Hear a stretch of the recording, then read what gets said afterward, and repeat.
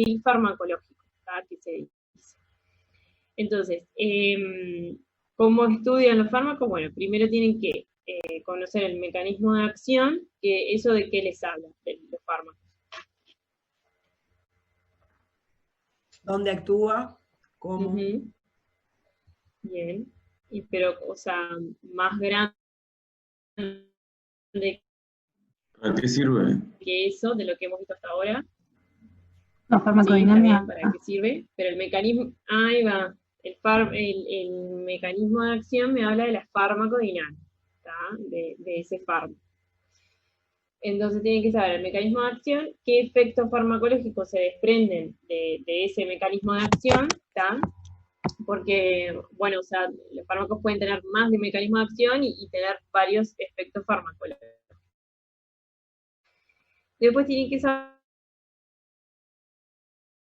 farmacocinética de cada fármaco, ¿sí? O sea, cosas que sean relevantes, ¿no? Que vayan a, o sea, que determinen cosas importantes. Por ejemplo, la biodisponibilidad, bueno, cómo se absorbe, ¿sí? Si se absorbe bien, si se absorbe mal, características físico-químicas, ¿sí? Que determinen una liposolubilidad mayor o menor, esas cosas son importantes, la vida media, que eso va a depender de cada fármaco que estudie. ¿Tá? Después ver si tienen efectos adversos, bueno, qué efectos adversos tiene. O sea, efectos adversos van a tener todos los fármacos, eso es una cosa importante.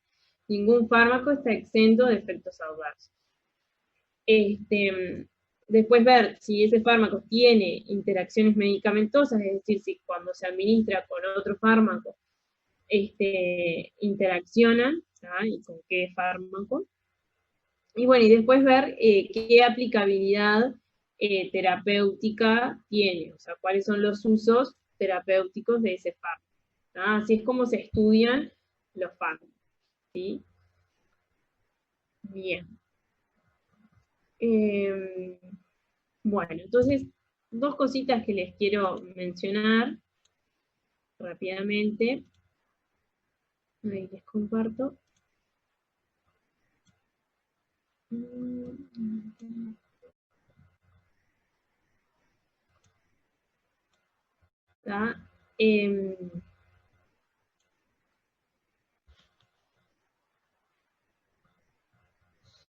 Los fármacos que van a actuar a nivel del sistema colinérgico los podemos dividir como aquellos que imitan la acción de la acetilcolina, que se llaman colinomiméticos, o dicho de otra manera, agonistas, desde lo que es o parasimpático-miméticos o agonistas del sistema colinérgico, que pueden ser de dos tipos, que esto es importante. De acción directa sobre los receptores muscarínicos, que esto es importante ¿por qué? Porque acá vamos a tener solamente efectos muscarínicos, todos los que hablamos la clase anterior. Que en realidad se acuerdan que yo les dije que en este sistema no hay como muchos fármacos que sean como muy aplicables clínicamente. Y es más, son los antagonistas, son como más, son como los que más se usan. Los agonistas en realidad no se usan tanto en la práctica clínica. Tenemos los ésteres de colina, que se clasifican así, la metacolina, el carbacol, betanecol, esto simplemente sepan los nombres, sepan que son agonistas, y que son de acción directa, esas son como las cosas importantes. Después, los alcaloides, esto en realidad por su configuración química se clasifican así. La muscarina, que, o sea, fue con estas sustancias es que se descubrieron, digamos, los receptores muscarínicos, por eso su nombre. La pilocarpina, que la pilocarpina se puede llegar a ver, la pueden llegar a utilizar más que nada en oftalmología, fue uno de los primeros fármacos de uso para el glaucoma, que ahora en realidad hay algunos más nuevos, pero la pilocarpina fue una de las primeras. Bien, esto técnicamente no se usa. Y después están los de acción indirecta, que si se acuerdan, los de acción indirecta son más que nada por ser inhibidores de la acetilcolinesterasa, que si se acuerdan, actuaban a este nivel.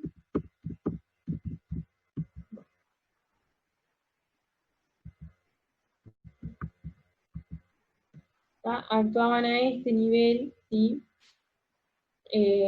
O sea, se unían a la acetilcolinesterasa, y la acetilcolinesterasa, que es la encargada de hidrolizar la acetilcolina, ¿no? a colina, ¿sí? Y a acetato, al inhibir esta enzima, la acetilcolina permanece en la terminal sináptica y permanece actuando a nivel sinápticos, que pueden ser tanto nicotínicos como muscarínicos. Entonces, estos fármacos, los inhibidores de la, van a tener la particularidad, ¿sí?, de que van a tener tanto efectos muscarínicos como nicotínicos. Y eso es importante, ¿sí?, porque los de acción directa solamente tienen efectos sobre los receptores muscarínicos, ¿sí?, pero los de acción indirecta también tienen sobre los nicotínicos.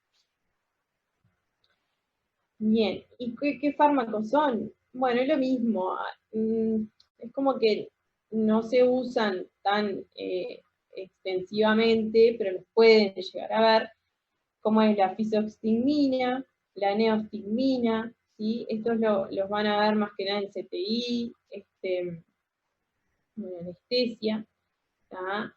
Después están los que tienen un nitrógeno cuaternario, que esto yo les explicaba a los compañeros del grupo anterior, que para que vayan como para que vayan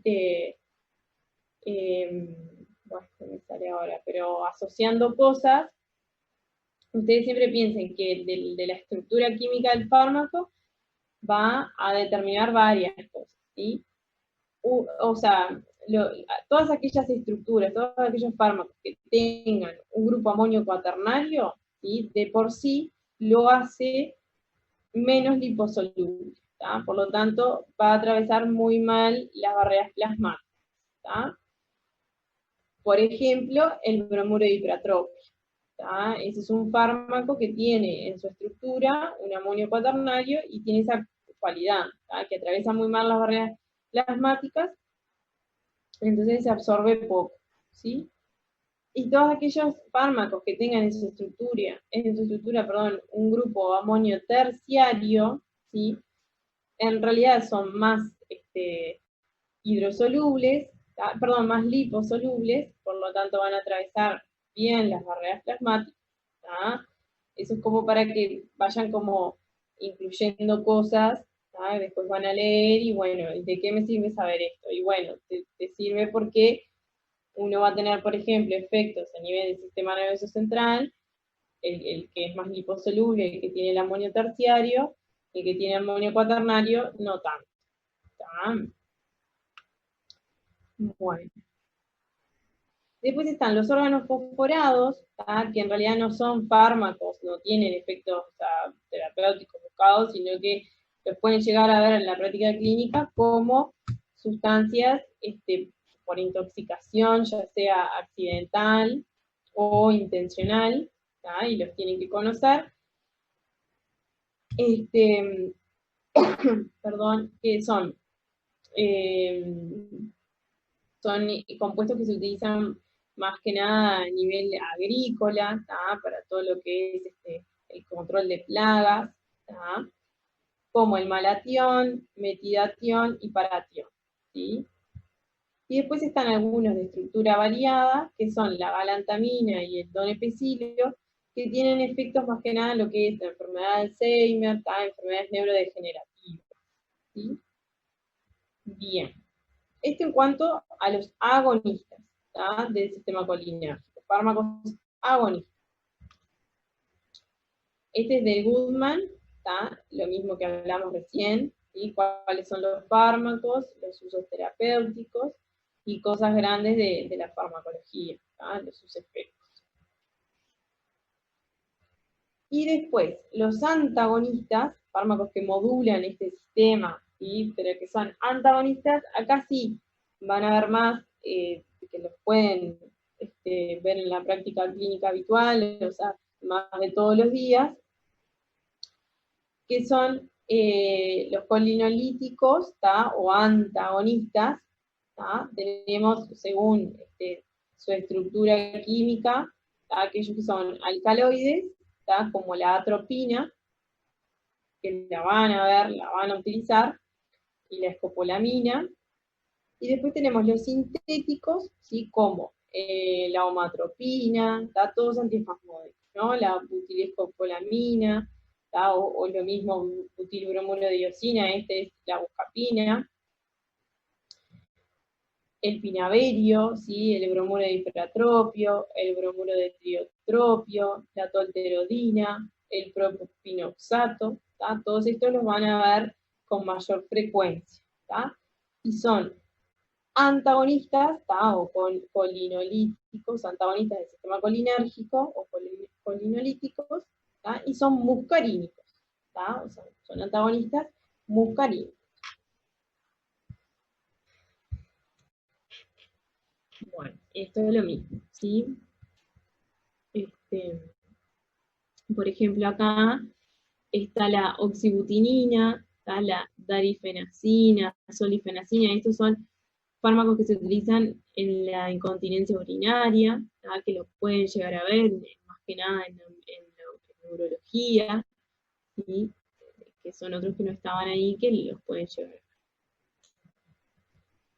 Bueno, entonces ahora vamos a ir haciendo los ejercicios, ¿les parece?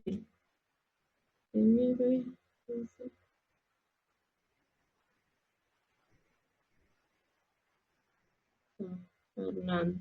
Bueno, vamos. Fernanda.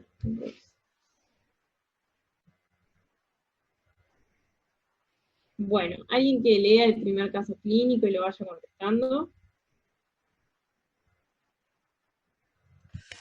Yo leo. Dice, hombre de 50 años cursando posoperatorio de colecistectomía presenta bradicardia. Entre otros fármacos se le administra atropina intravenosa. Discuta por qué se le indica atropina y qué efectos tendría en este paciente. Bien, ¿lo hiciste, Agustina? Leí un poco sobre el mecanismo de acción de la atropina y eso. Bueno. Atropina porque es un fármaco antagonista competitivo, muscarínico, que lo que hace es suprimir el efecto del parasimpático, haciendo que aumente la presión. Lo que hace es que se contraigan las fibras musculares lisas de los tejidos efectores.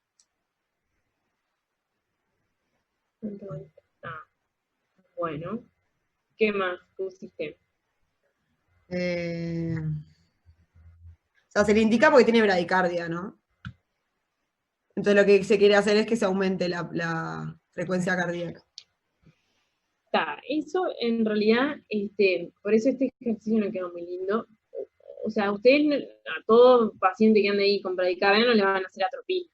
O sea, lo que hay que ver es por qué tiene la bradicardia. Es un poco operatorio, una colecistectomía. O sea, si está con bradicardia es porque hay algo más. O sea, o capaz que hubo una falla de sutura o algo, o está haciendo un shock séptico, o sea, hay que ver por qué tiene esa bradicardia. Las bradicardias que ustedes van a tratar van a ser las que, o sea, es lo que dicen las guías de soporte vital avanzado, es que más que nada a las bradicardias que le hacemos atropina, son las que están inestables hemodinámicamente.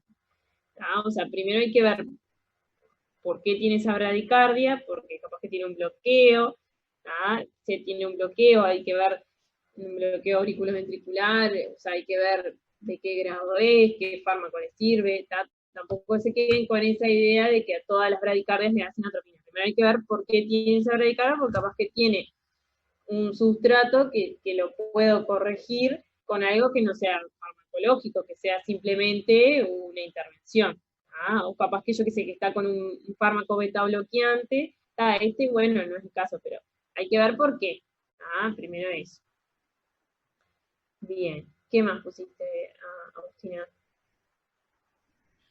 No, en realidad yo lo puse como al ser un fármaco que inhibe al parasimpático, por lo tanto aumenta la contracción cardíaca, iba a aumentar la frecuencia. No sé, yo lo agarré por ese lado, no pensé mucho más. Está Puse las bien. complicaciones, los efectos adversos y no mucho más.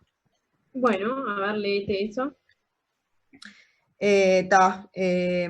Las contraindicaciones, la hipersensibilidad.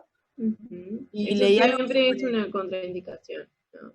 Siempre ¿qué? recuerden eso. Que siempre va a ser una contraindicación. La alergia a un medicamento siempre va a ser una contraindicación.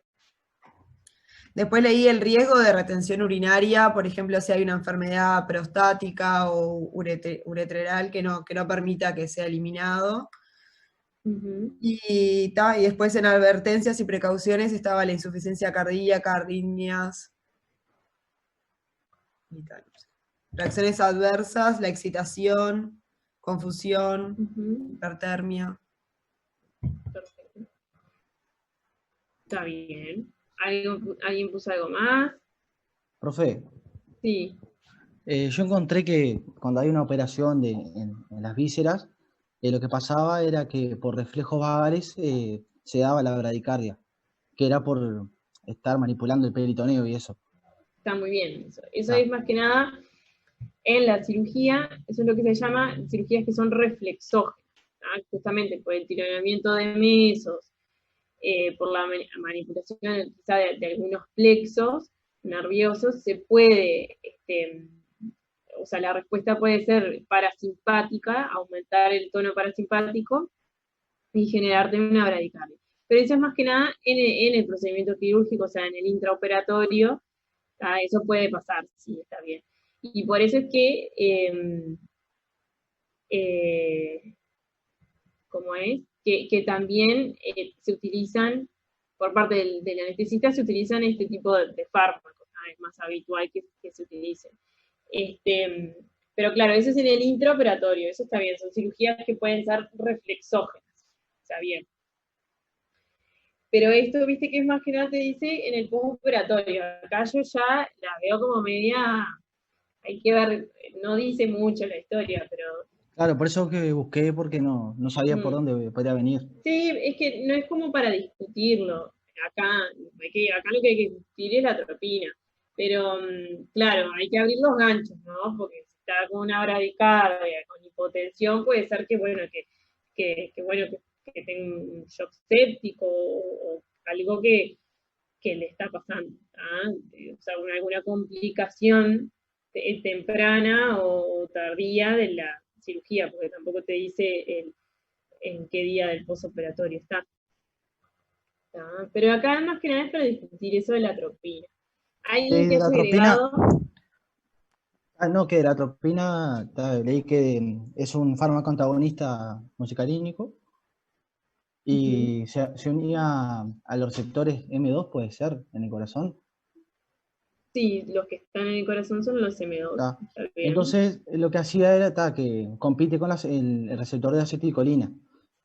Como es un fármaco antagonista, como carece de actividad intrínseca, o sea, no tiene, por sí solo no tiene una función, sino que lo que hace es bloquear el efecto que tiene la acetilcolina. Perfecto, está muy bien. Y que lo que hacía al administrarlo era aumentar la frecuencia cardíaca, porque actuaba en el nodo sinusal. Ahí va, está bien, eso está bien. ¿Alguien que haya agregado algo más? que eso es un bloqueante no selectivo. Entonces, dependiendo de la dosis, el efecto adverso que podemos ver. Perfecto, eso es importante. O sea, es un antagonista no selectivo, muscarínico no selectivo. Para que no se confundan, porque dicen bloqueante y piensan que, no sé, antagonista, vamos a usar esos términos al principio como para desembarrar la cancha, porque después se pueden confundir. Y es no selectivo, Eva, se va a unir a cualquiera de los receptores muscarínicos. Entonces, ahí hay dos cosas importantes que dijeron los compañeros. Por ahí Juan Manuel dijo, el efecto de la atropina va a depender, al ser antagonista y no tener actividad intrínseca, va a depender de la acetilcolina que haya en la vuelta. O sea que eso está bien, o sea, va a depender un poco del tono parasimpático previo, si está aumentado, si está disminuido, ¿sí? Y después Francisco dijo, de acuerdo a la dosis, son los efectos que podés llegar a ver con la atropina. Eso también está bien. ¿Por qué? Más que nada porque hay ciertas características farmacocinéticas de la atropina que, al ser un antagonista no selectivo, se va a unir a todos los receptores muscarínicos que andan a la vuelta. Pero el tema es que tiene que ir llegando a los distintos órganos y tejidos. Y de eso depende sus características farmacocinéticas, sus características físico-químicas, y también depende como de la afinidad que tenga por los tejidos. Entonces, los primeros efectos que se ven con la atropina son su acción antagonista sobre los receptores muscarínicos que están ubicados en las glándulas, tanto salivales, como bronquiales, como sudoríparas. Esos son como los primeros efectos que yo observo con la atropina. Después, lo que dijo Agustina, que todo lo que tiene que ver con el músculo liso vascular. Después veo sus efectos a nivel del sistema de conducción cardíaco, sus efectos a nivel cardiovascular. Y por último, yo veo los efectos a nivel de lo que es el tubo digestivo, a nivel urinario, y a nivel de lo que es el sistema nervioso central, porque la atropina en realidad atraviesa muy, muy mal la barrera hematoencefálica. Entonces, les voy a compartir acá.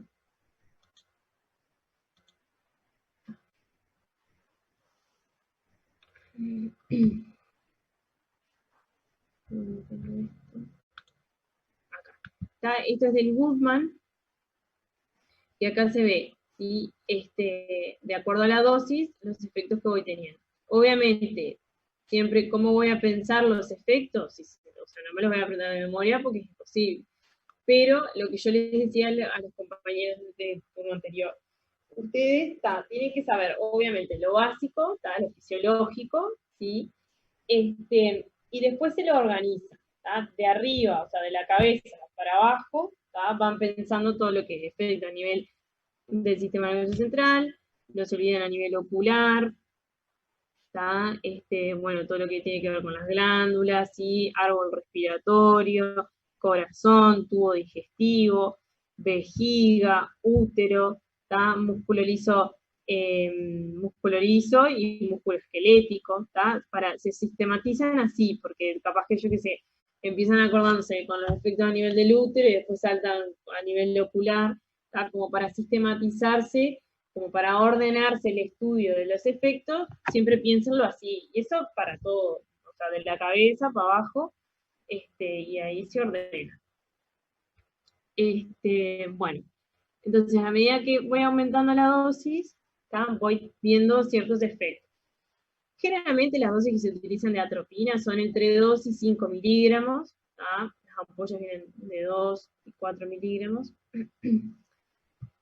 y tenemos los efectos a nivel cardiovascular, la sequedad de boca, ¿sí? Por el nivel de las glándulas salivales, todos los efectos oculares, ¿sí?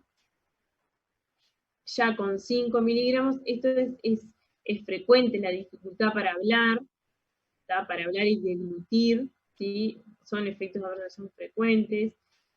Estos ya empiezan a ser como centrales, porque por más que atraviesa mal la barrera hematoencefálica, si yo doy muchas dosis de fármaco, eventualmente va a atravesar. La inquietud, ¿sí? La cefalea, bueno, la piel seca y caliente por antagonismo de las glándulas sudoríparas, la dificultad para la micción, ¿tá? Que vieron que era una de las últimas cosas, todo lo que tiene que ver con el tubo digestivo y a nivel urinario, y ya con dosis mayores a 10 miligramos, ¿tá? Tenemos, bueno, la visión borrosa, la inquietud, la excitación psicomotriz, alucinaciones, delirio y coma, ¿tá? Esto, las dosis que se usan en atropina son entre 2 y 5 miligramos, ¿tá? Estas son las dosis terapéuticas. ¿Tá? Pero para explicarles eso, que tiene cierta afinidad por los tejidos, ¿tá?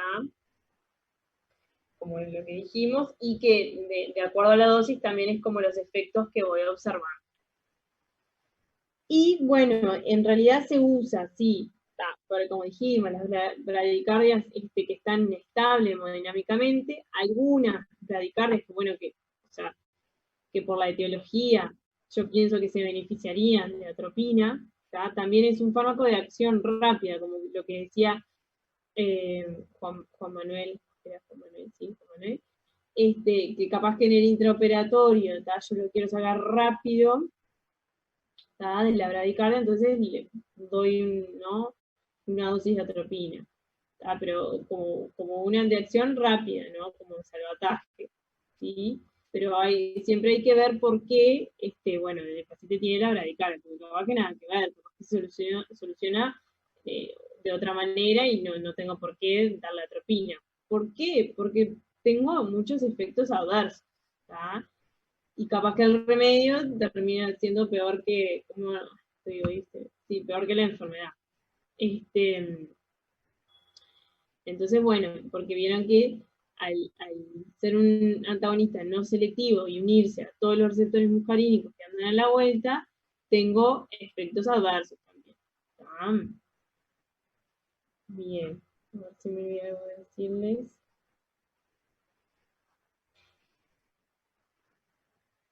Pero una pregunta sobre la biodisponibilidad del fármaco. O sea, la atropina sí, es muy cortita, en realidad se metaboliza rápido. Claro, se metaboliza rápido. No, en realidad biodisponibilidad no, porque vos este fármaco lo vas a dar por vía intravenosa. Claro. Lo das por vía intravenosa porque es para como situaciones agudas. Y ahí va. ¿La vía media? Claro, es corta, ¿sí? Sí, o sea, acá, no me acuerdo bien, pero 2, 5 minutos lo tenés que administrar.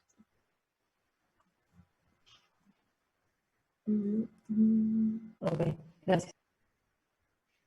Bueno, creo que nada más. Después de los efectos, ustedes eso lo repasan, no tiene sentido decirlos todos de nuevo, son saber los efectos muscarínicos, ¿tá? Y bueno, y si yo voy a antagonizar, ¿tá? Voy a tener todo lo contrario. Las cosas grandes que tienen que saber de la atropina es eso, ¿tá? Que tiene cierta afinidad por algunos órganos y tejidos, y voy a ir observando los efectos de acuerdo a la dosis que yo voy a administrar. ¿Tá? Y lo que me olvidé decirles es, se puede utilizar, sí, bueno, en esos casos puntuales, y lo otro que se utiliza es en la intoxicación por anticolinesterasa, que lo vamos a ver en otro caso clínico. ¿Sí? O sea, se utilizan en situaciones agudas. Ajá. Bien. Ahí se están viendo la pantalla, ¿no? Sí. Bueno, alguien que lea el siguiente caso clínico y que vaya contestando las preguntas.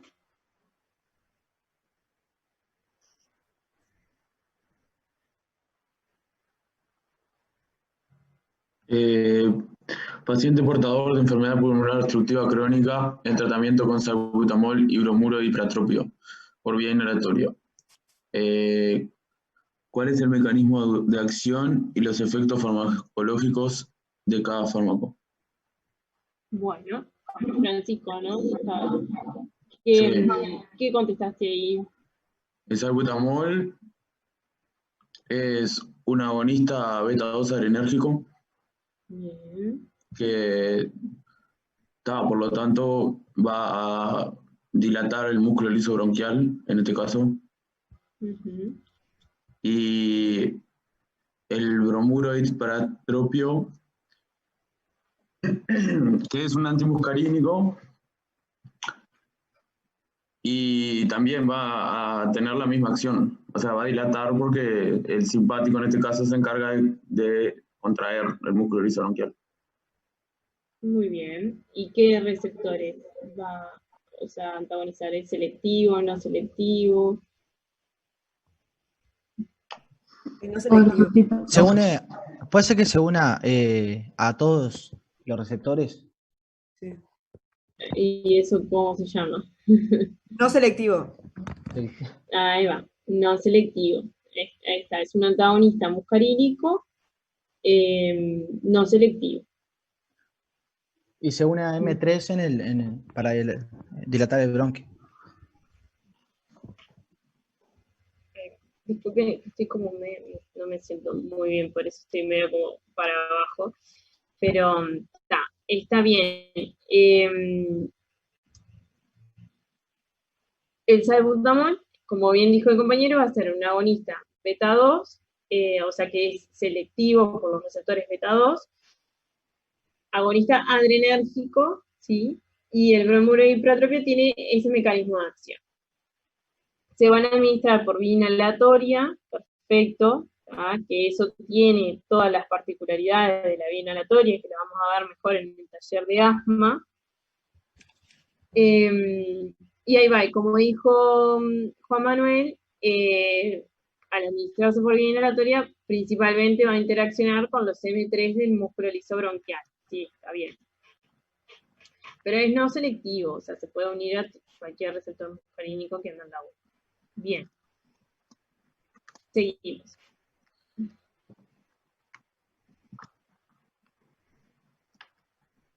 El fundamento del uso simultáneo es que el salbutamol tiene un efecto que es instantáneo, mientras que el otro, el bromuro, tarda entre 30 y 90 minutos en hacer efecto, por lo que explicaste al principio, de que es menos liposoluble, entonces le cuesta más atravesar la membrana. Y su efecto es más duradero también, entre 6 y 8 horas. Por eso se administran juntos. Bueno, ¿alguien puso alguna otra cosa? Yo leí el libro que decía que se suele asociar con los beta-adrenérgicos, pero como que no había mucha evidencia de que hubiera un verdadero sinergismo. Bien. ¿Quiénes estudiaron en pediatría?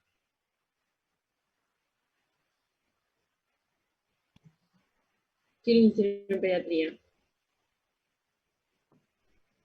Nosotros estamos ahora. Pero Nosotros. dimos Y- solo semiología. no han dado asma todavía.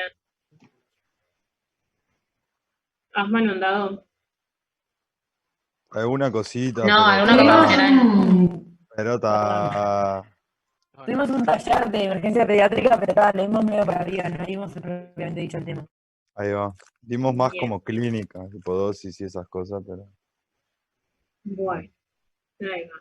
Y algo que quieran aportar a esta pregunta, ¿cuál es el fundamento para el uso simultáneo de ambos fármacos? ¿Qué les parece?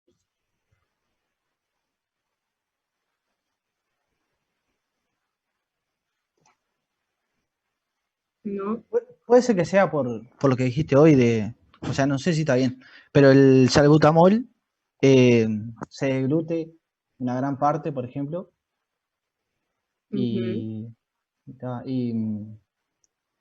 la fracción que se absorbe, o sea, es poca. Y el otro no traspasa las barreras, entonces tiene menos efectos adversos. Y yo qué sé. Sé que se utilizan juntos y, y que el bromuro hipatropio tiene menor efecto que el salbutamol. Bueno, a ver, Profe, ahora que mencionaste eso en un caso pediátrico, ¿no? Porque supuestamente cuando das la nebulización en los niños es más complicado, ¿no? Porque a veces no inhalan correctamente toda la dosis. Entonces, pensándolo de esa manera, capaz que el salbutamol se complica con eso, pero el hipratropio, cuando lo inhalas, como que la mayoría de la acción se va a limitar a lo que es la boca y la vía respiratoria. Eso por lo menos bueno, decía Lisa. No sé si tiene que sí, ver. claro, sí, obviamente que la técnica se complica en el niño, por eso se usa la inhalocámara. ¿Tá? Pero no, en realidad el hecho de que se usan los dos, dependiendo de la severidad de la crisis, ¿no? Si una crisis pedorra es leve, se le hace unos disparos de salbutamol y chao. Pero si ella es leve a moderada, se le agrega este otro broncodilatador. ¿Por qué hice eso, chiquilines? Porque, como ustedes bien dijeron, que mencionaron los mecanismos de acción, tienen distintos mecanismos de acción, pero su efecto farmacológico es la broncodilatación. Entonces se vio que cuando se administraban conjuntamente, tenían un efecto que se llama sinérgico. O sea, tienen un efecto sinérgico. Esa es la respuesta medular que les tiene que salir de esta pregunta. Se administran juntos porque tienen un efecto sinérgico. ¿Qué quiere decir eso? Que el efecto que se obtiene cuando se los administra concomitantemente es mayor a que se administren cada uno de los fármacos por separado. Eso pasa también, si ustedes recuerdan en bacteriología, cuando daban el trimethoprim sulfametoxazol, ¿se acuerdan? El Bactrim. Sí. Vieron que son dos antibióticos diferentes, el trimethoprim es uno y el sulfametoxazol es otro. E incluso se vio que había mucha resistencia a cada uno resistencia bacteriana a cada uno de los antibióticos. ¿Qué pasa?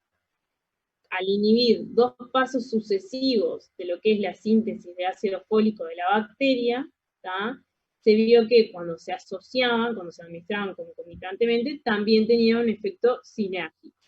Usted me dice, entonces buenazo, le doy a todo el mundo dos fármacos que tengan de mecanismo de acción, distintos mecanismos de acción, entonces van a tener efectos sinérgicos. No, o sea, no pasa con todos los fármacos. Esto porque está probado farmacológicamente. Pero es eso, ¿sí? O sea, se administran los dos juntos porque tienen un efecto sinérgico. O sea, el efecto broncodilatador va a ser mayor, ¿sí? Cuando se administran juntos que cada uno por separado. Bien, una cosa a ver que... Y después lo que mencionó Juan Manuel está muy bien, y son todas características de la vía inhalatoria. O sea, esta pregunta apuntaba más que nada a eso.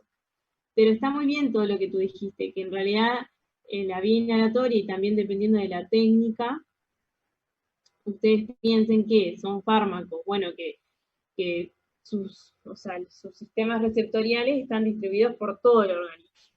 Entonces, están diseñados justamente para administrarlos por la vía inhalatoria, que en realidad es como un tratamiento como bien local, para las patologías respiratorias, y diseñados para que se absorban poco, o sea, esa fracción que no va al árbol respiratorio, que es bastante grande, es como un 90%, se deglute, y entonces ahí hay que diseñar bien el fármaco para que no se absorba, ¿sí? Y se elimine ¿no? por las heces. Eso está muy bien y eso le vamos a dar más que nada en el taller de asma, que es ahora dentro de poco. Pero, Agustina, ¿esto es del salbutamol o de los dos? De los dos. De todos los fármacos inhalatorios están diseñados así, justamente con ese objetivo. Porque vos sabés que hay una fracción que vos la vas a deglutir, entonces para evitar efectos adversos sistémicos, o sea, los evitas no quiere decir que los anulás totalmente, los evitas, diseñas fármacos que no se absorban mucho, ¿tá? Pero igualmente siempre hay una fracción que se puede absorber. Ah. Bueno, y la C, ¿quién la hizo?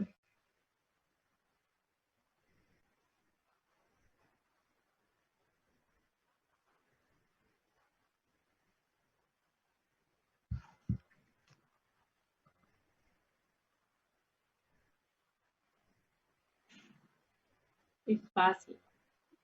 Creo que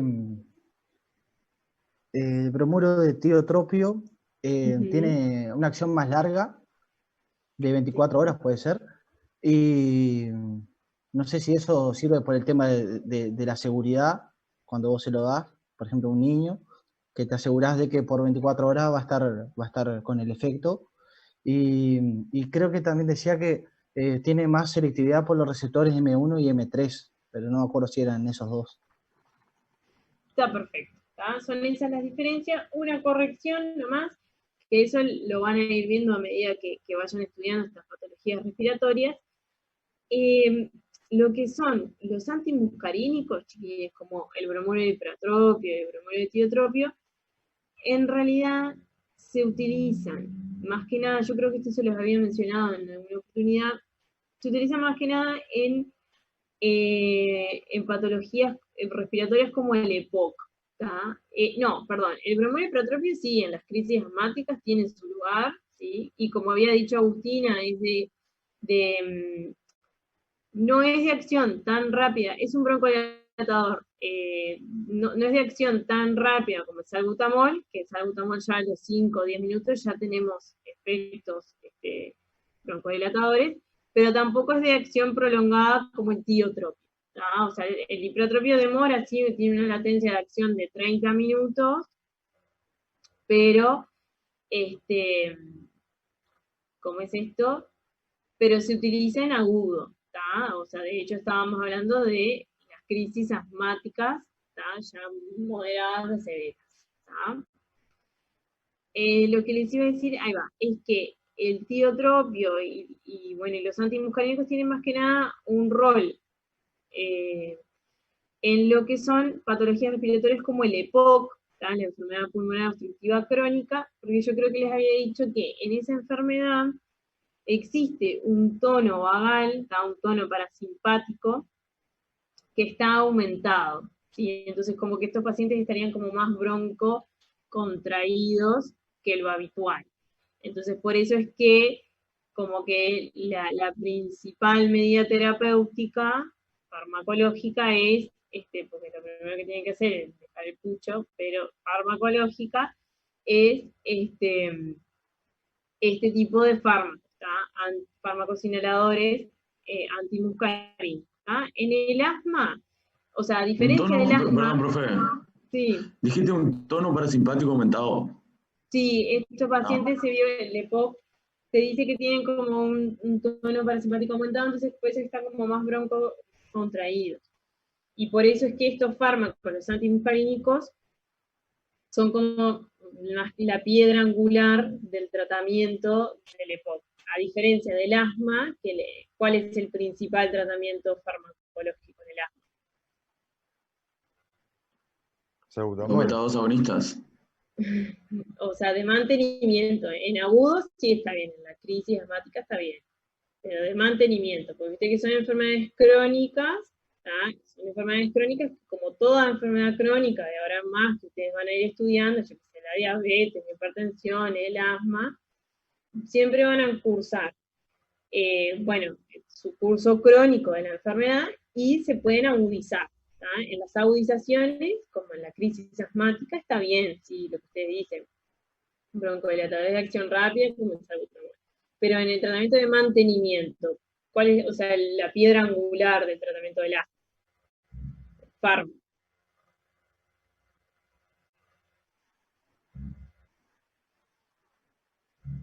¿No? Se ve que no hay asmáticos, profe, en el grupo. ¿Puede ser que sean los glucocorticoides? Ahí están los glucocorticoides inhalados. ¿Ah?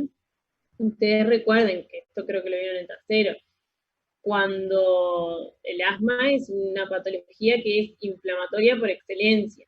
¿Ah? O sea, todo el proceso de aquellos inflamatorios, ahí, de los antígenos y todas esas cosas, o sea, es inflamatoria por excelencia. Entonces, los glucocorticoides son muy buenos antiinflamatorios y el tratamiento fisiopatológico de la enfermedad del asma es los glucocorticoides. En el de mantenimiento, está bien lo que ustedes dicen, sí, en la crisis asmática es totalmente lógico a darle un broncodilatador de acción rápida. Entonces, bueno, esa es como la diferencia en el asma y el EPOC, que lo van a ver el año que viene. En el EPOC ya los glucocorticoides ya son opciones como más de etapas más avanzadas de la enfermedad. Lo primero es utilizar uno de estos fármacos antimuscarínicos de acción prolongada como el tiotropio. Y la diferencia es esa que dijo el compañero. El bromolepratropio tiene una acción que es más rápida, es no selectivo, se va a unir a todos los receptores muscarínicos, y el tiotropio, como se disocia muy lento, es más selectivo por M1 y M3, eso está bien, eso es como lo teórico, pero se vio que bueno, que en la práctica como que no tiene tanto beneficio eso, ser más selectivo por M1 y M3, pero sí tiene una duración de acción más prolongada, es un broncodilatador de acción prolongada, por eso mismo, porque se disocia muy lento de su receptor. Que eso lo vamos a ver bien en el taller de asma, pero va por ahí. Perfecto, seguimos. ¿Alguien más que lea?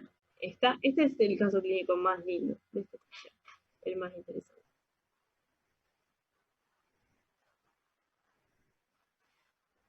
Vamos arriba, así se van a estudiar.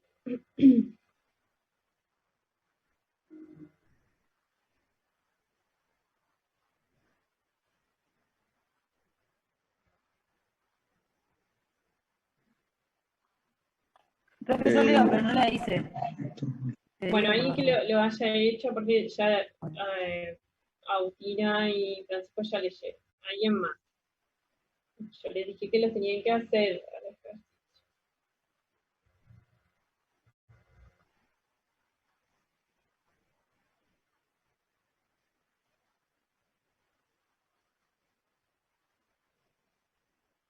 ¿Nadie más los hizo? Si no, quedan por dados.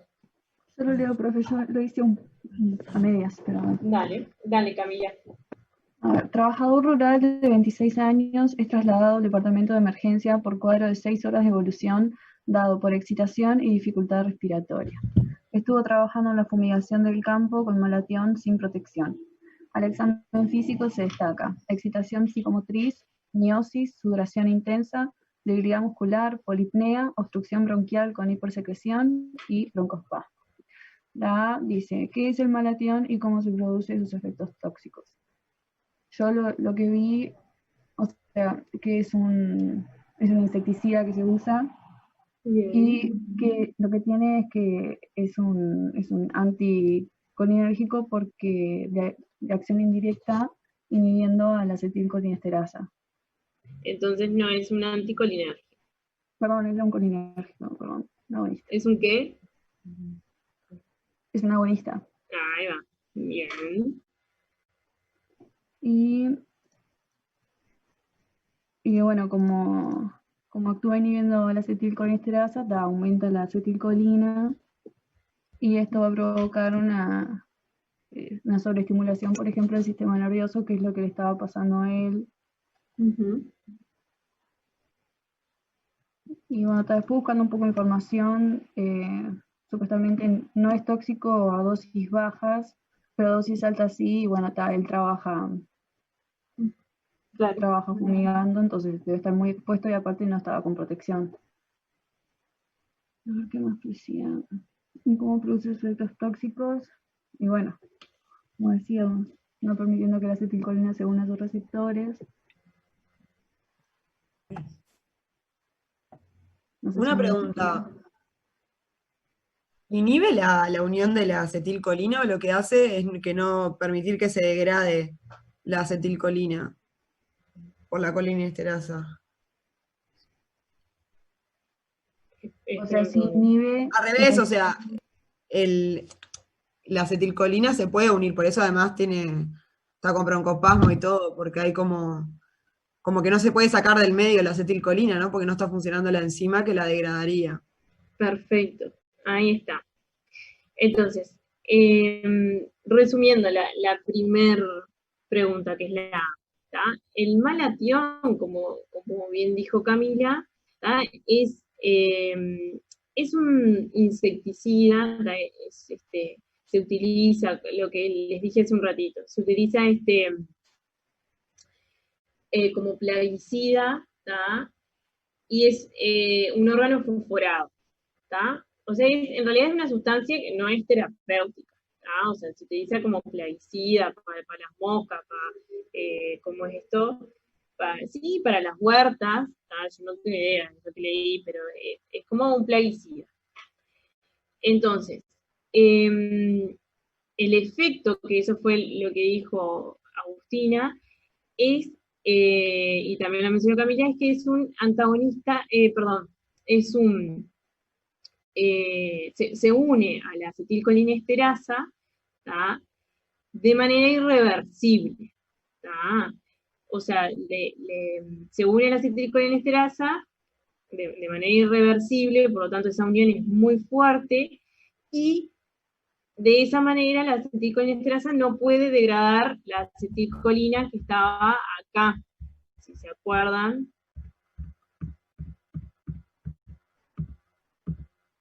Bueno, acá. ¿Tá? La bloquea, ¿sí? A la acetilcolinesterasa de manera irreversible, entonces la acetilcolina, quedando acá, queda acá, ¿sí? En la terminal sináptica y sigue estimulando los receptores postsinápticos. Perfecto. Eso por un lado. Eso es como el mecanismo de acción de estos tóxicos, ¿tá? ¿Qué más será? Ahí está. Entonces, ¿qué pasa? Esto en realidad es una intoxicación que puede ser accidental, como este hombre, ocupacional, que estaba sin protección, ¿tá? O puede ser, también lo pueden llegar a ver, como es esto, como intencional, ¿no? Como de suicidio u homicidio, ¿tá? Y bueno, y también en pediatría lo pueden ver porque hay algunas soluciones biogicidas, ¿tá? Que tienen, ¿tá? Malatión, y a veces, bueno, cuando se copan, ¿no? Con estas soluciones, o sea, se pueden generar concentraciones muy altas y bueno, intoxicación, por más que sea como tópico, ¿tá? Entonces, bueno, en esas circunstancias pueden llegar a haber intoxicación por órganos fosforados, y es una situación clínica muy, muy clara, ¿tá? Y ejemplifica muy bien todo lo que estamos viendo ahora, porque ustedes conociendo la fisiología, ¿tá? Que es todo colinomimético, ¿no? Es todo parasimpático en más, ¿tá? Y haciendo una simple reversión de los síntomas, ¿tá? Administrándole un antagonista, ¿tá? Ya le solucionan la vida al paciente, ¿tá? O sea, sabiendo dos cosas básicas de esto, o sea, le salvan la vida a la persona, ¿tá? Entonces es como el caso clínico que en realidad como que está más lindo y ejemplifica todo esto de la farmacología del sistema colinárgico. Entonces, otra cosa importante es la exposición, ¿tá? A lo que son los órganos fosforados, ¿sí? Dijimos que podía ser ocupacional, ¿tá? O intencional. La ocupacional, como le pasó al paciente es que estuvo trabajando en la fumigación, entonces el contacto es más que nada como dérmico, ¿tá? Respiratorio, porque lo puede inhalar, ocular, ¿sí? Sí, dérmico, ¿qué más será? Sí, ocular. Esa es como la principal exposición, ¿sí? Entonces, los efectos adversos que yo voy, los efectos tóxicos, más que adversos que yo voy a tener, son propios de la interacción de estos compuestos con estos órganos que estamos hablando. Entonces, acá ustedes ven la excitación psicomotriz muy bien, porque creo que Camila lo dijo, que son sustancias muy liposolubles, los órganos fosforados, además de ser irreversibles, de unirse de manera irreversible con la acetilcolinesterasa, son muy liposolubles. Entonces llegan rápidamente a nivel del sistema nervioso central, atraviesan la barrera hematocefálica y pueden generar excitación psicomotriz, la miosis, por lo que decíamos de que el contacto, ¿no?, ocular, exposición así, es directa, la sudoración intensa por todo lo que tiene que ver con la secreción de las glándulas sudoríparas, la debilidad muscular, y esto es importante porque si se acuerdan, dijimos que eran, que Camila lo dijo, agonistas indirectos, Entonces, no actúan sobre un tipo receptorial específico, sino que potencian la acción de la acetilcolina. Entonces yo voy a tener efectos variados, tanto muscarínicos como nicotínicos. Entonces, lo primero que yo veo, que esto generó confusión en el turno anterior, pero es simple, lo primero que yo veo, ¿sí?, o sea, me aumenta la acetilcolina en la placa neuromuscular, ya sea de la musculatura esquelética o del músculo, no, estamos hablando de la placa neuromuscular, sí, de la musculatura esquelética, me aumenta la acetilcolina, entonces yo lo primero que tengo es un aumento de la contractilidad. Pero eso, por cuestiones que yo no me acuerdo de neuro, ¿qué pasa? Eso después se amortigua, ¿sí? O sea, no está todo el tiempo ahí la acetilcolina estimulando al receptor nicotínico y se está contrayendo la fibra muscular. No, porque eso, o sea, yo no me acuerdo cómo era, pero se amortigua, eso después, si quieren, no da para profundizar más, pero bueno, si tienen esa duda, van y lo leen. Pero como que el organismo siempre va a intentar compensar, o sea, se da cuenta que la acetilcolina no se está recaptando, no se está degradando, y que está estimulando constantemente la fibra muscular, entonces, como que trata de amortiguarlo. Entonces vos lo primero que tenés es fasciculaciones, o sea, se contrae la fibra muscular, después tenés como un periodo de amortiguación con debilidad muscular y sensación de fatiga, y después tenés la parálisis, lo último es la parálisis, ¿sí? Eso es como la secuencia de lo que ocurre a nivel de la musculatura esquelética. Bueno, y después ahí va, lo que decía Agustina es que, bueno, cuando vos inhalas eso, ¿sí?, si es un parasimpático mimético, te va a generar, o sea, broncoconstricción, y la hipersecreción de todas las glándulas, ¿sí?, o sea, salivales, bronquiales, sudoríparas, Bien, esto es cuando vos tenés la exposición así directa con este agente tóxico. Ahora, cuando hay una ingestión intencional, con un intento de autoeliminación, o bueno, en otras circunstancias, ahí los síntomas que predominan, ¿no? Esto es como fantástico, porque vos sabiendo la vía de administración y bueno, y sabiendo todas estas cosas básicas, es como que lográs conectar las cosas. Cuando vos lo ingerís, en realidad los síntomas que predominan son todos como los digestivos, la hipercialorrea, o sea, salivan mucho, después el peristaltismo, o sea, aumentado, de hecho los pacientes, o sea, hay defecación, hay micción involuntaria, pueden haber incluso vómitos, bueno, la sudoración, eso sí, y después, fundamental, efectos adversos sistémicos a medida que se va absorbiendo, porque dijimos que era muy liposoluble, la bradicardia y la hipotensión. Bueno, y después todo lo que son los efectos centrales, ¿sí? Las convulsiones, ¿tá? Puede dar ataxia, ¿sí? Excitabilidad psicomotriz. ¿Tá? Bueno, creo que va por ahí. ¿Sí?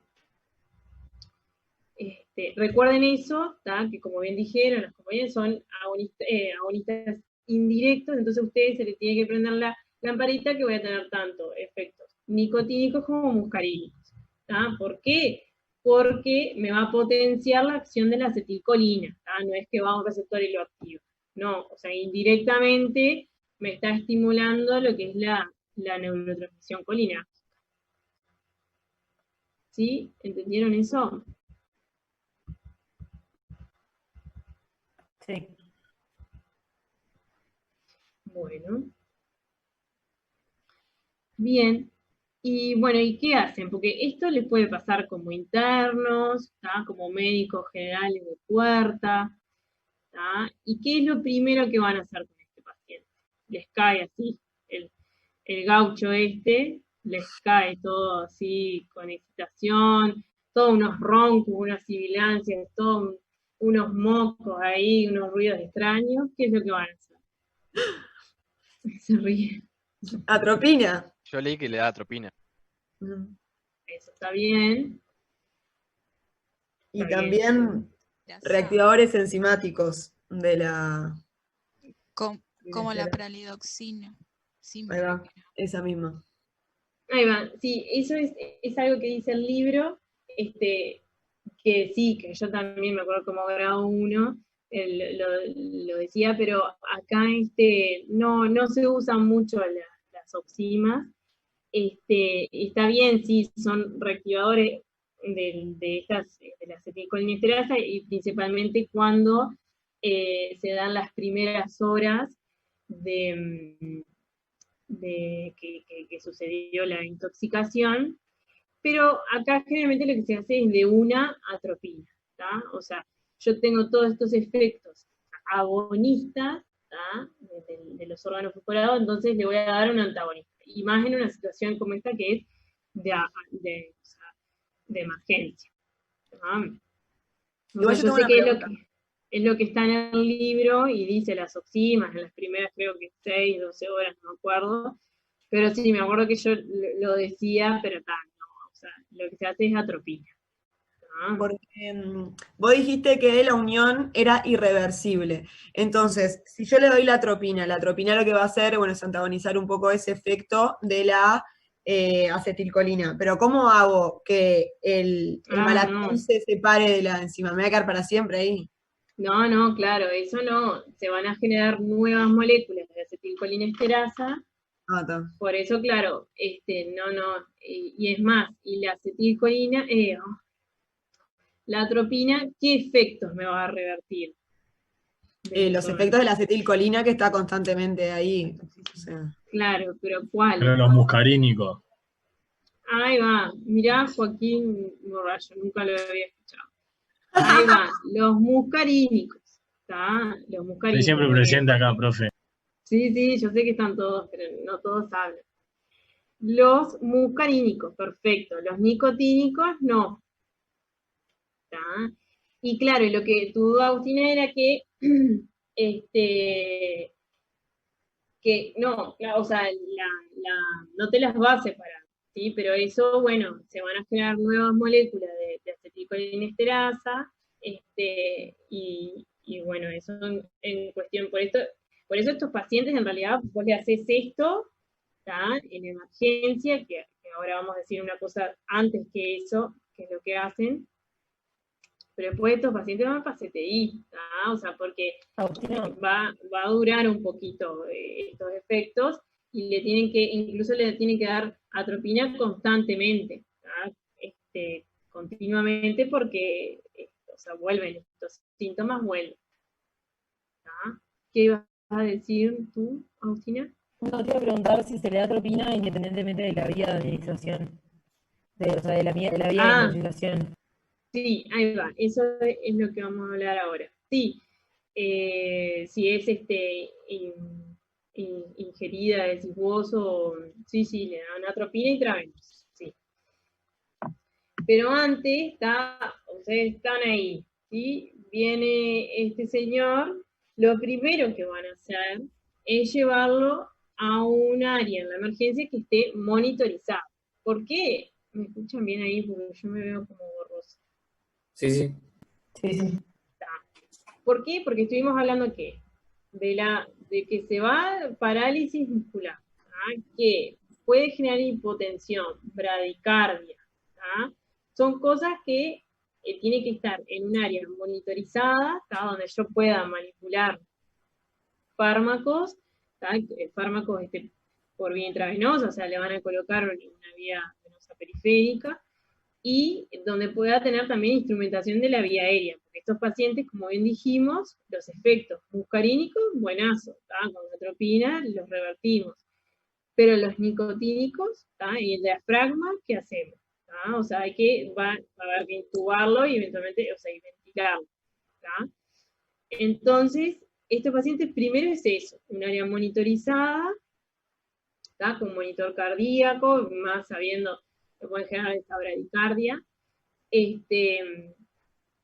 Bueno, control de la presión arterial, colocación de vía venosa periférica, todo eso. Y bueno, y también atentos a más complicaciones, porque estos son muy liposolubles, entonces cada vez se puede, dependiendo de la vía, ahí va, como decía Agustina, por ejemplo, si fue una ingestión, ya sea accidental o intencional, no importa, si fue hace poquito, hace media hora, una hora, le pueden hacer un lavado gástrico. Después, estos pacientes tienen mucha hipersecreción, o sea, cialorrea, hipersecreción bronquial, o sea, les cruje todo, o sea, tienen muchos roncos, mucha sibilancia, además de la broncoconstricción. Entonces también van a tener que aspirarlos. Y después atentos a más complicaciones, porque se va a ir absorbiendo más este tóxico y voy a ir agregando efectos. Entonces, las convulsiones, no se olviden, entonces hay que estar como atento a todos esos síntomas y signos. Y bueno, entonces una vez que yo tengo todo eso, ahí va, le voy a hacer atropina, ¿sí? Que viene en apoyos, dijimos, de 2 y 4 miligramos, intravenoso, y le van a ir haciendo, a medida que vayan disminuyendo los síntomas, incluso hasta, creo que no me acuerdo bien, pero se Una puede pregunta, hacer, profe. sí, en Sí, bomba de infusión sí. continua, porque claro, o sea, tienen que darle atropina a lo loco. Dale, sí, ¿qué iba a decir? Que si el paciente es alérgico a la atropina, que es una de las cosas que primero le tenemos que preguntarnos para no meter la pata, ¿qué le damos? Bueno, no es frecuente la alergia a la atropina. Bueno, yo qué sé, ahí Bueno, riesgo-beneficio. yo, por ejemplo, porque tengo a 2 amigos que son alérgicos y se me vino ahora. Claro. Sí, pero alérgicos ¿a qué? A la atropina. Los dos. ¿En serio? Sí. Mira. Bueno, ahí en realidad es riesgo-beneficio. ¿Por qué son alérgicos a la atropina? ¿Cómo se dieron cuenta que eran alérgicos a la atropina? No, eso ni idea. ¿A la atropina o a la omatropina o estas otras que estuvimos viendo? No, atropina. Qué raro, porque es lo que dijimos, que No sé. es un fármaco que se utiliza en ciertas situaciones agudas, o sea que tuvieron que haber pasado por alguna de estas situaciones, no por una intoxicación por algo fosforado, pero por alguna situación clínica que les hayan tenido que indicar atropina. Bueno, averiguate eso y la clase que nos contás. Pero bueno, ahí riesgo-beneficio, porque hay que ver, bueno, qué tipo de reacción alérgica es la que hace, y bueno, yo qué sé, si es un rash cutáneo, o si es, algo, ahí es riesgo-beneficio, y muchas veces, Sí. O sea, ¿qué es lo que te importa más? Sacarlo de esta intoxicación por órgano fosforado, o bueno, esa alergia que tiene, que hay que ver cómo se les manifiesta la alergia, ¿no? Si es un edema de glotis, bueno, ahí chao. Pero Sí, porque después otro fármaco agonista, así que se dice, yo no me acuerdo en esta situación, pero ahí, o sea, yo lo que haría es eso, de riesgo-beneficio. Y después todo lo que son tratamientos de soporte, lo que decíamos, que esté controlado. Después lo otro, por ejemplo, es, si bien la dilatar, también le puedes hacer unos disparitos, por medio del tubo, si lo vas a entubar, le puedes hacer algunos elementos de soporte. Y después son pacientes que bueno, que síntomas van a estar en cuidados intensivos, ¿no? Pero bueno, averiguate eso y vemos a ver qué otras opciones hay. Vale. Bueno, está. Y hacemos el último y nos vamos.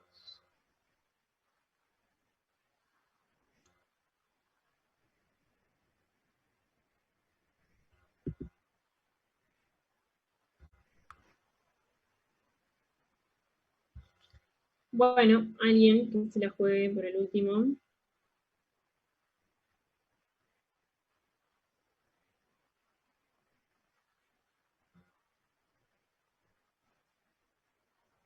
Yo lo leo, yo lo leo. Dale. Un paciente concurre a la farmacia con una receta de Sertal, propinoxato. El farmacéutico le dispensa buscapina, butilbromuro de escopolamina, debido a que en ese momento no tiene la marca prescripta. ¿Qué opinión le merece esta situación? O sea, el farmacéutico no le puede cambiar el medicamento, básicamente. Tipo, si llega a orden Bueno, diario, eso está muy bien. Ahí va, eso está no bien. le puede dar Sí. otra cosa. No es por, o sea, ahora vamos a discutir eso, no es que tipo, bueno, vos no me podés cambiar la Claro. receta, pero vamos a ver por qué. Está bien, sí. ¿Qué reacciones adversas puede encontrar? Y, por ejemplo, como que sensación de sequedad en la boca, estreñimiento, tipo, las reacciones adversas que tienen los antagonistas, ¿no? Ahí va, está bien. Sí, a veces es como que este taller queda como medio reiterativo, pero es lo que yo les decía a los otros compañeros. Ustedes ármense, ¿no? Todo lo que es efectos colinérgicos, está todo lo básico, todo lo fisiológico, ¿sí? Los efectos de los antagonistas, y después se los sistematizan así, por órganos y sistemas, empezando de arriba, pero capaz que queda como medio reiterativo este taller por eso. Pero está bien. En realidad lo primero, ¿alguien pensó alguna otra cosa más en este ejercicio? ¿Algo que quieran aportar? ¿Algo más? Yo, que es lo mismo en realidad. O sea, actúan en el mismo lugar. Entonces, si bien no es la misma droga, el mismo fármaco, es lo mismo. Son antiespasmódicos, los dos son antagonistas no selectivos de receptores muscarínicos, no sé. Está bien. Como que está, si bien, como dijo José, no está bueno cambiar si va con uno en específico, está, en este caso actúan en el mismo sitio y tienen los mismos efectos. Está bien. O sea que digo, como que capaz que no está bueno que le haya cambiado, pero en esta circunstancia no estuvo tan mal, decís vos. Porque actúan, tienen los mismos efectos y actúan en los mismos lugares. ¿Alguien más que haya dicho, haya puesto alguna otra cosa?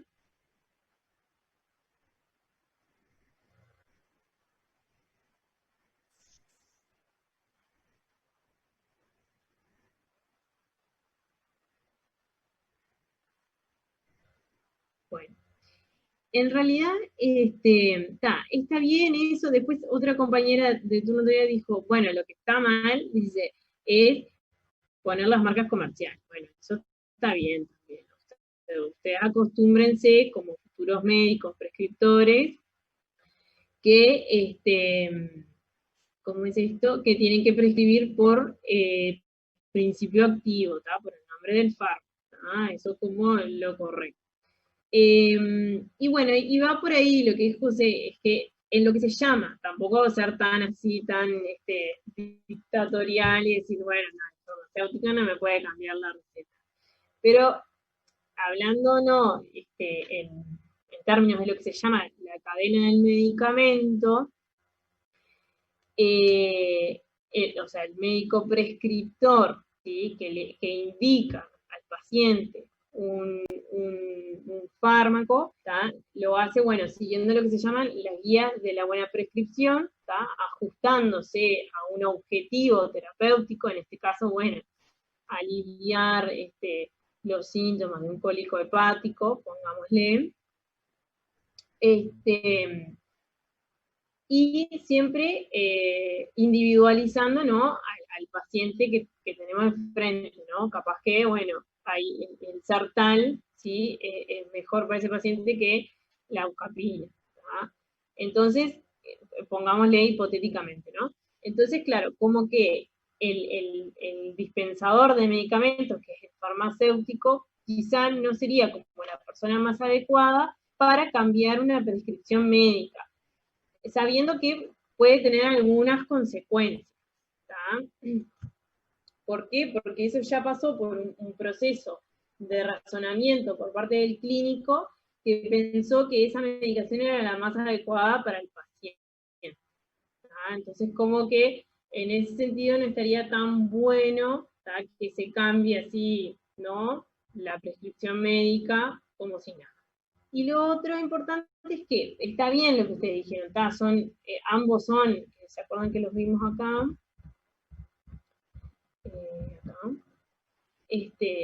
No sé si el cursor, bueno, ahí. Acá está la Eucapina o butilescopolamina o butilbromuro de diosina, ¿tá? Y acá está el propinoxato, ¿tá? Son los dos antagonistas muscarínicos, ¿tá? Eso está bien, tienen los dos los mismos efectos farmacológicos, pero tienen una diferencia, ¿tá? ¿Qué pasa? El propinoxato o el Sartal tiene un compuesto amonio terciario, ¿tá? Que atraviesa lo que es la barrera hematoencefálica y puede llegar a tener efectos anticolinérgicos a nivel central, ¿tá? En cambio, el butilbromuro de escopolamina, ¿tá? No tiene como es un compuesto amonio cuaternario, ¿tá? Que atraviesa muy mal las membranas plasmáticas y no tiene efectos centrales, ¿tá? Esa es como la diferencia que tienen estos fármacos, que es en su farmacocinética por sus características fisicoquímicas, ¿tá? Es esa la diferencia que tiene, ¿tá?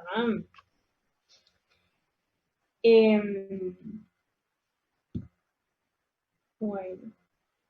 Y sí, y en realidad el problema con estos fármacos, ¿sí? Es que tienen muchos efectos adversos anticolinérgicos, o sea, además de su efecto antiespasmódico buscado, el problema son sus efectos adversos anticolinérgicos, ¿tá? Que bueno, que te dan todo el resto, ¿sí? Y bueno, y las reacciones adversas son todo lo que se desprende de antagonizar los receptores muscarínicos, que ustedes ya saben y las van a repasar, ¿tá? No tiene más ciencia este ejercicio, ¿tá? ¿Alguna duda que les haya quedado?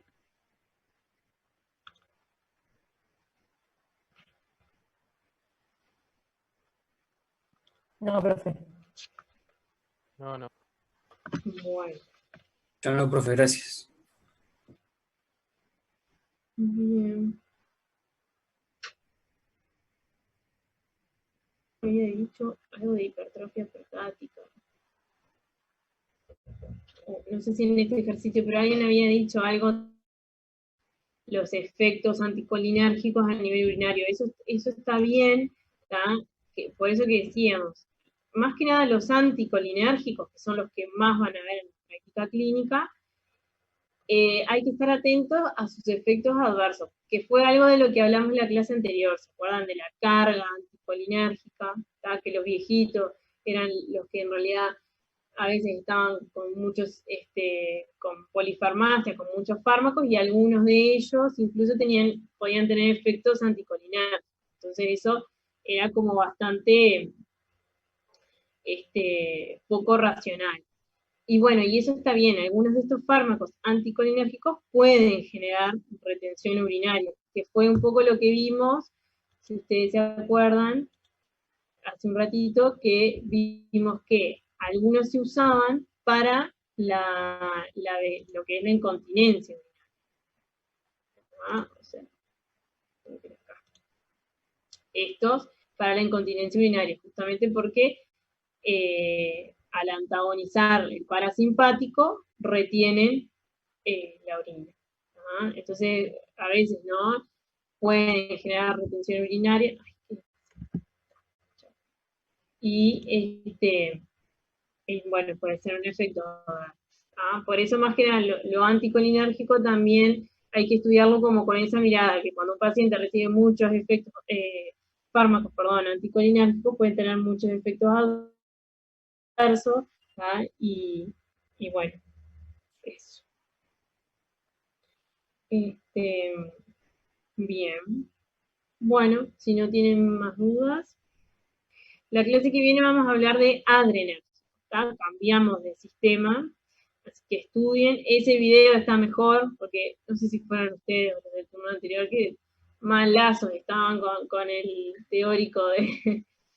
El que se escuchaba medio mal, sí. Cualquier cosa. Sí. Bueno, lo hizo el grado 5 de farmacología. Es que no es que estaba mal el video, se escuchaba mal. O sea, se escuchaba mal. No se podía apreciar lo que decía porque... Insoportable. Le dolía la cabeza a los 10 minutos. Sí. Bueno, ese creo que está mejor, no me acuerdo. Así que bueno, estudien, vean el teórico, lean, y bueno, y seguimos con los talleres. Bueno, muy bien, y que les vaya bien en el parcial. Chao, gracias. Gracias. Gracias. Hasta la próxima.